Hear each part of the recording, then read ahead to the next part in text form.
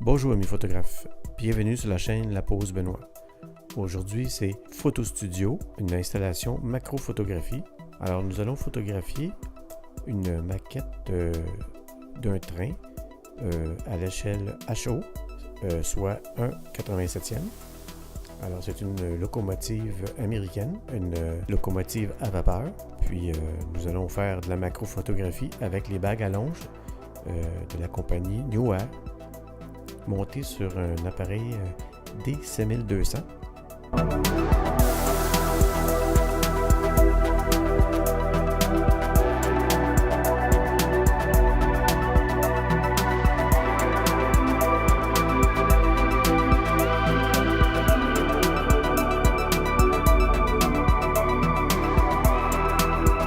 Puis on va être filmé avec mon D90 au 35 mm. Alors, ici, on peut voir déjà la zone où on va photographier avec les bagues. Pour commencer, sur le 50 mm, on va avoir une bague de 12 mm de montée.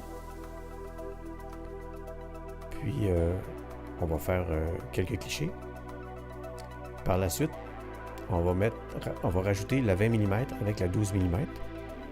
On va voir qu'on va se rapprocher encore plus du sujet. Et pour terminer, les trois bagues en rajoutant celle de 36 mm. Ces bagues Newair ont des contacts électriques qui permettent de garder le contrôle sur la vitesse, l'ouverture et même l'autofocus, même si on va régler le focus manuellement. Alors pour faire les photos, on se met en mode Live View, puis on va faire la mise au point avec la bague manuellement, comme je le disais. Par la suite, on va afficher les informations pour qu'on puisse régler la vitesse adéquatement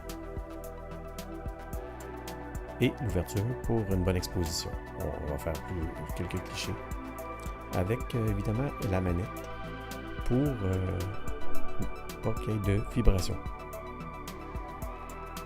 Puisque la caméra est montée sur un trépied, on va aller régler le menu de la manette, pardon. Voilà, on va la mettre en fonction. Puis c'est une commande de 2 secondes temporisée. Voilà.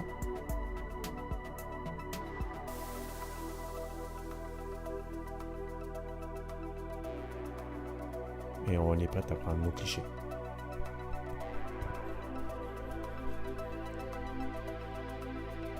Le grossissement avec la 12 mm, c'est 0,24 fois.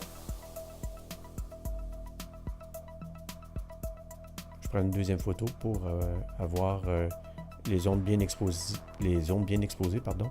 pour pas qu'il y ait de zones cramées.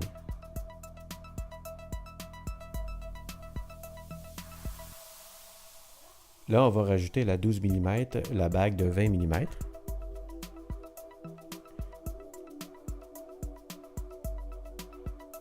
Contrairement à un objectif macro, là, on est obligé évidemment d'enlever l'objectif pour mettre les bagues. Toujours un risque que les poussières rentrent dans le capteur, mais il faut faire attention.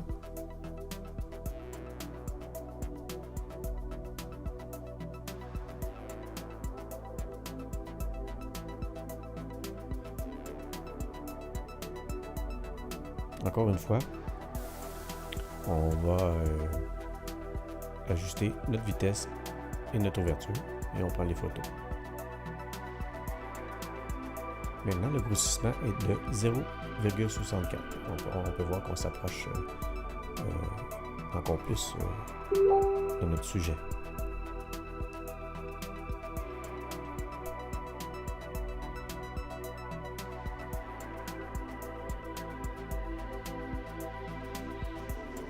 Au niveau de l'éclairage, pour cette série macro, je n'ai pas utilisé de flash puisque j'ai la lumière naturelle qui parvient de la fenêtre.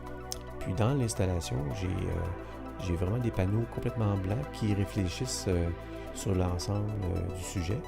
Donc, ça fait un éclairage assez doux et avec peu de zones cramées. Alors, j'expose plusieurs photos cette fois-ci pour m'assurer que le cliché est bien fait. Et là, on a déjà fait nos photos avec deux bagues. Et là, on va avoir le kit au complet. 12 mm, 20 mm et 36 mm. Ça fait quand même assez pesant sur le boîtier une fois que les 3 bagues plus l'objectif est monté sur le boîtier.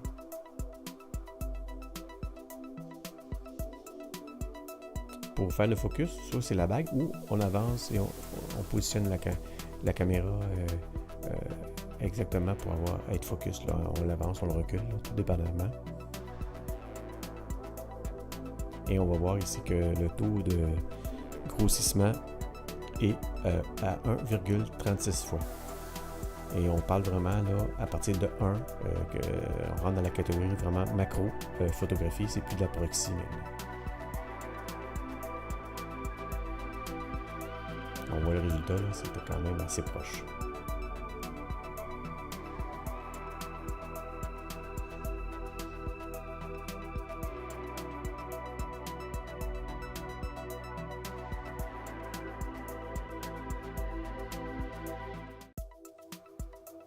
On se retrouve dans le module Photo Persona du logiciel Affinity Photo.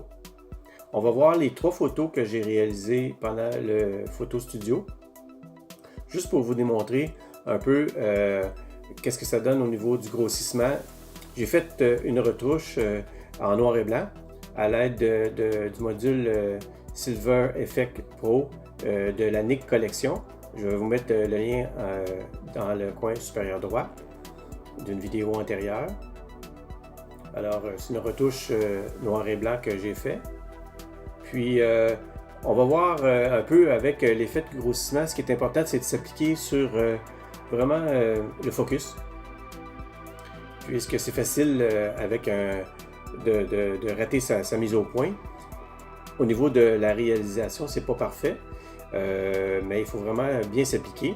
Ici, le premier cliché, au niveau du focus, je suis quand même assez satisfait. Alors, je vais vous montrer un peu, lorsque j'ai passé par la Nik Collection pour le noir et blanc, qu'est-ce que ça va donner comme effet et comme ajustement. Alors, après coup, que j'ai réglé le noir et blanc, j'ai ajusté dans Affinity Photo les réglages des niveaux, puis la luminosité contraste, des calques des réglages ici. Alors, ça donne cette photo-ci. Si on passe à la seconde photo, comme je le disais, on va voir ici que la mise au point a été réalisée dans cette partie-là. Si je me serais appliqué un petit peu plus, peut-être que j'aurais fait plus la mise au point ici. Dans une vidéo qui va venir ultérieurement, je vais faire un photo studio sur le focus stacking pour vous montrer un peu, lorsqu'on fait plusieurs photos avec des mises au point, avec différentes profondeurs de champ, on arrive à une netteté sur l'ensemble de la photographie. Alors ça va venir ultérieurement, cette vidéo. Et puis ici, pour la deuxième photo, j'avais utilisé les 2 bagues, soit la 12 et la 20 mm, donnant un grossissement de 0,64 fois. Puis j'ai fait les mêmes ajustements. J'ai passé par Silver Effect Pro pour le noir et blanc.